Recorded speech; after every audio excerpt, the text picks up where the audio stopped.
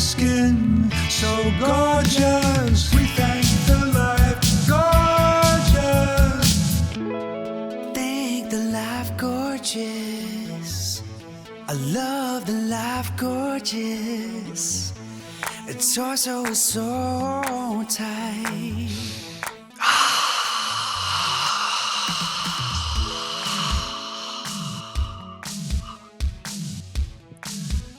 Just moving around so you can see my powder blue ascot. Ladies and gentlemen, welcome to a very special The Life Gorgeous. My name is Craig Kilborn. My friends call me Lord Kilby, young Craigers, nice guy. This is where I share my magical life in hopes of improving your life. Well, this is a moment we've been waiting for. It's just me and you today. I'm going on a quick trip up north. Didn't have time for a full pod, but this might go ample time. Answering your fan questions. And some of them are from 4 months ago, I believe. So I will answer your questions. You can send them to me.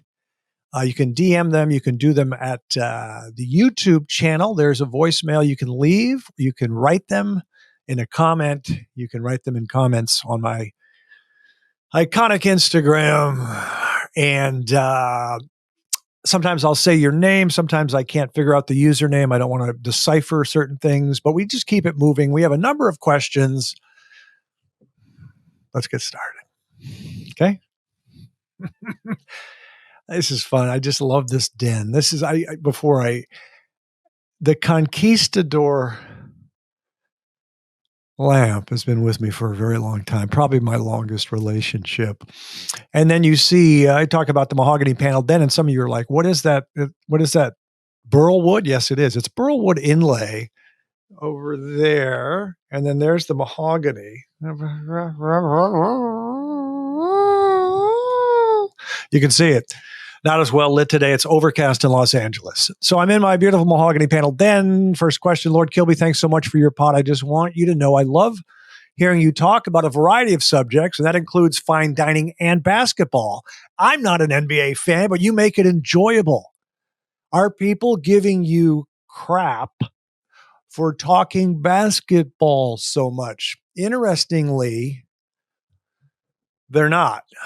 I do love the NBA. It's the playoffs. It's the finals now. So I'm talking more NBA than usual, but I'm finding people messaging me and leaving comments. I don't care about sports, but I just like hearing you talk. And I like your guests. I like the back and forth, the conversation.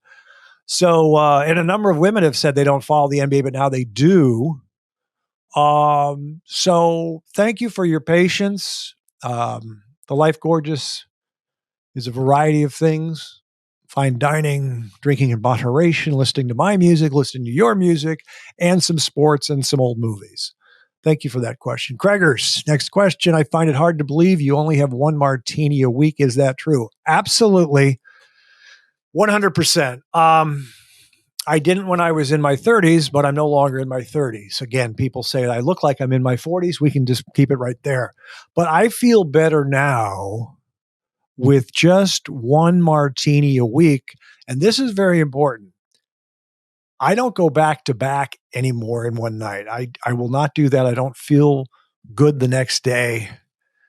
And I don't have two martinis a week, like on a Thursday and then a Friday, unless I'm traveling. If I'm on vacation, excuse me, if I'm on vacation, I will then really hydrate, get my sleep, and I can have one martini a night for probably 2 consecutive nights, then take a day off. So it's an art. It makes me happy.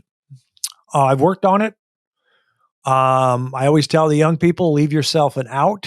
Don't go bar hopping too much. Don't chase the night. Meal and sleep. Next question. Colin in Chicago, and this was from a while ago. What do I think of the movie Hoop Dreams? Again, don't want to offend you. I have not seen that movie. There are a lot of basketball movies I haven't seen. I'm not a big fan of sports movies for some reason. I do like watching live sports, but sometimes sports movies, it just doesn't work for me. The basketball movies I like were Hoosiers, I joke about One-on-One with Robbie Benson. Spike Lee calls it the worst basketball movie ever. He's wrong. It was The Fish that Saved Pittsburgh with Dr. J. So I haven't seen Hoop Dreams. Apologies to you, Colin. Another one from Colin in Chicago because he asked more than one. Craig, I'm going to an August wedding in Malibu. Where should I eat? What should I drink? Well, Joffrey's is a beautiful restaurant right on the Pacific Ocean. Legendary. You should probably eat there. There's a Nobu out there, which is very popular. I don't go to Malibu very often to eat. I would just say those two. There are other places, but I'm not going to waste energy on them right now. You drink what you want to drink. I limit myself to vodka and red wine. I will have white wine in the summertime. I don't order it. My friends will. Refreshing. I don't drink beer, as many of you know. That's why I'm svelte. I'll drink a rosé if the girls want rosé. The girls are just friends of Princess Cherry and others. I just try to roll with the young people. And I'll have champagne on occasion. Thanks for your question. Here's Michael from San Francisco. Lord Kilby, a longtime fan. I have so much respect for you gracefully exiting late night, and I completely understand your reasoning. Bored with comedy, the comedy of late night. You're a true artist, sir. Much respect. I've also heard you say you did too many celebrity jokes in late night, and you're relieved you don't have to do them anymore.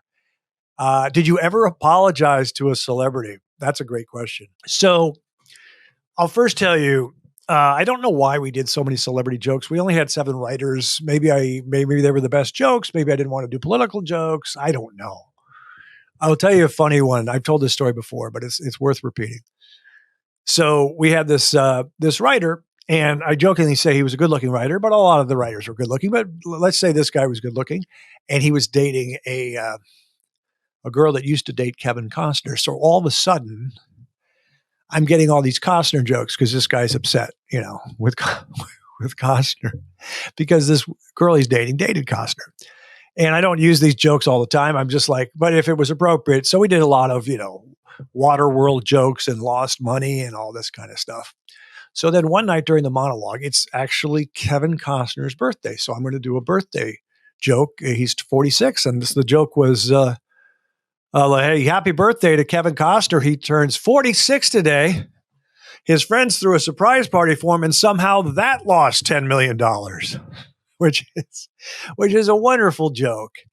And the hilarious thing is, we tape at 5:30, and then I had some friends and we went to the Polo Lounge after the show where I used to go.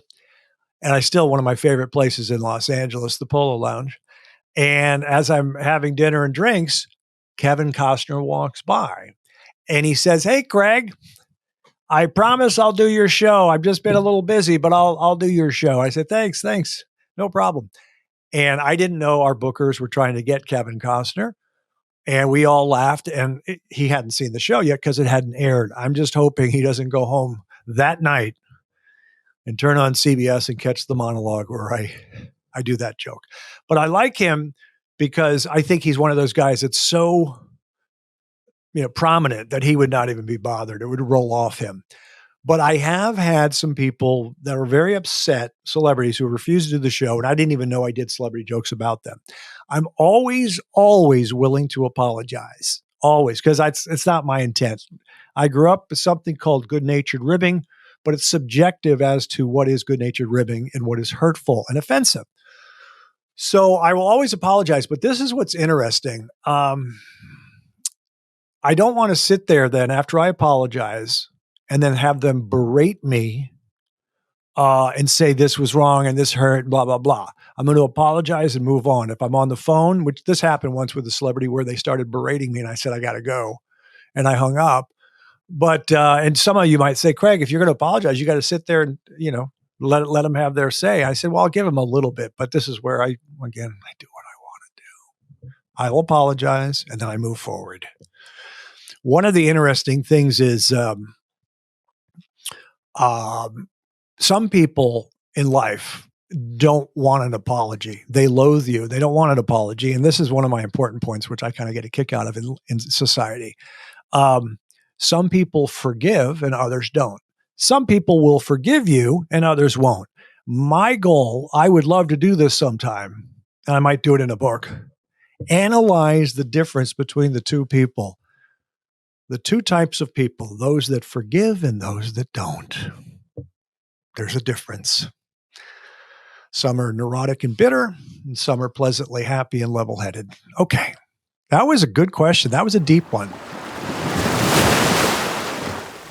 Okay. Here's one from Drew, and this is from 2 months ago. Oh, what are your favorite French meals to order or cook? Because Drew knows that I like French food. I'm going to name, I don't really cook French food at home, so because it's too much work. I'll just tell you the stuff that I like when I go to French restaurants. My favorite French restaurant, many people know, is up in Carmel by the sea, L'Escargot. And I know the owner and chef.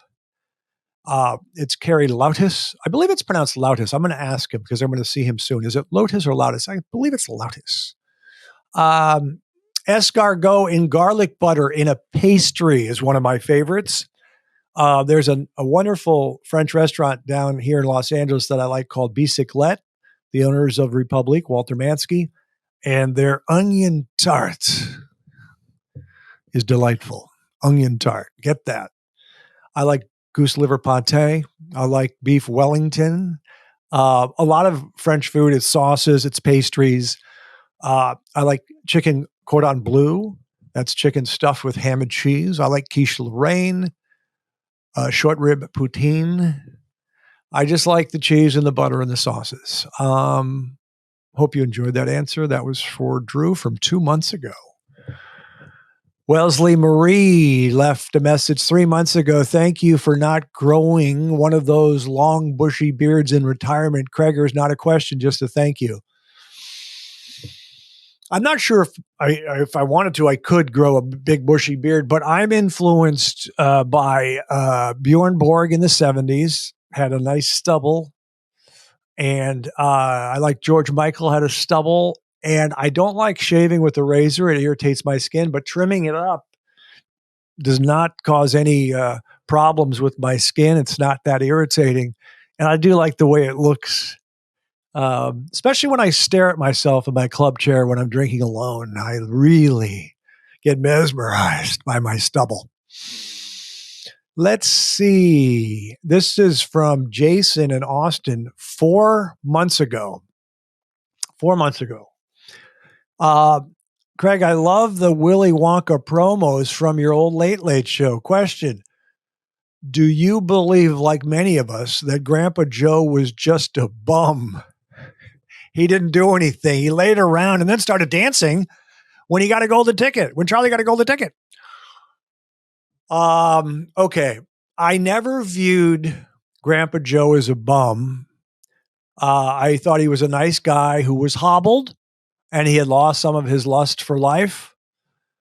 And it obviously added to the story, showing this humble, kind of boring existence. And now he was energized and the excitement was there. I was compassionate towards Grandpa Joe, but I'm Captain Compassion. And you'll notice that I'm always making adjustments for the people who are hurting. One of my favorite movies, by the way, Gene Wilder. And again, not to offend, but I never saw I believe it was the Tim Burton Wonka with Johnny Depp. Never saw it. Haven't seen it. Should I see it? Let me know. Let's see what else we have. Okay. Hi there, natural host. You seem very mild-mannered and calm, no real temper. But when you played basketball, did you ever get in an argument or even a fight? I have two stories. There are altercations. Now, one of the stories is in an actual game where the referees and there's a crowd. And then the other one was at a park down in near Venice. So I'm going to tell the Venice one first. So the Venice one is, there are two courts. There are courts in Venice, and then if you go up, there's the border, and there's a court right there in Santa Monica. And it's near some tennis courts, and it's near the boardwalk and the beach. And years ago, I was out of college. I was living in Venice, but I was playing ball there. And let's just say I was the only Caucasian there, and I was tall. And there was this short guy, probably, I'm trying to think of who he looked like, but he was, he looked, it doesn't really matter. So I can't figure out who he looks like. And I was dribbling the ball, and I'm 6'5", and he tried to steal the ball from me. And like Magic Johnson, I put my other arm up to protect myself, and I don't want him reaching. And my elbow pops him in the face, and he's very upset. And I said, sorry, blah, blah, blah. We keep playing. I grab a rebound. Someone has it. I pull the rebound down, and this kid is holding onto the ball, and he goes flying on his back, and he jumps up, and he's ready to fight. And I just go like this. People separate us. He's angry. Then I said, I better not get the ball and drive to the hoop, because this guy's going to take a free shot at me. He's going to undercut me or take a shot at my head. So I just passed it. And then my teammates would shoot, and I would go in and tip the ball in, because they can't see where I'm coming. I just tip it in safely. Did that a few times. We win the game. I get the hell out of there. After I tipped in the winning shot, guy on the sideline said, big man kept his cool and won the game. Big man kept his cool and won the game. Might be a chapter in my book. I like that story. Here's the other one. This is from an actual game at Montana State University. I come in off the bench. I'm sometimes cold off the bench. I'm trying to move. I'm trying to be quick. And I'm a step behind on defense. So I'm doing a lot of holding and holding the guy and away from the ball. So the refs don't see this, but you're just kind of tugging or holding or pushing or whatever, trying to get my legs loose. And the guy's name was Grant Gondrzak. He played at Pepperdine. We were playing Pepperdine out in Montana State. And he played in the NBA. And he was my height, but he weighed 225, and I was like 185 or 190. And he sadly passed away prematurely, but he was a hell of a ball player. And as I was doing what I was doing on the court, during a whistle where they were going to take it out, he looked at me and said, if you touch me again, I'm going to break your neck. So I knew he wouldn't break my neck in there. So I immediately took my hand and I caressed his forearm, which is touching, but I was being obnoxious, and I caressed it because I wanted to let him know I am going to actually touch you because you just threatened me. And he then said, hey, ref, watch number 43. He's fouling me. And that's how that ended. So I got a kick out of that story. As Charles Barkley said, these guys aren't going to do anything, with a crowd around there and the referees. They're not going to, they're just going to talk tough.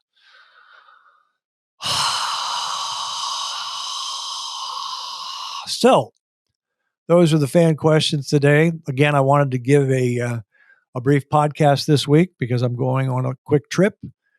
I will see you next time with more guests. Hope you enjoyed this. I certainly did. That's our show. We'll see you next time. And remember, young people, I'm proud of you.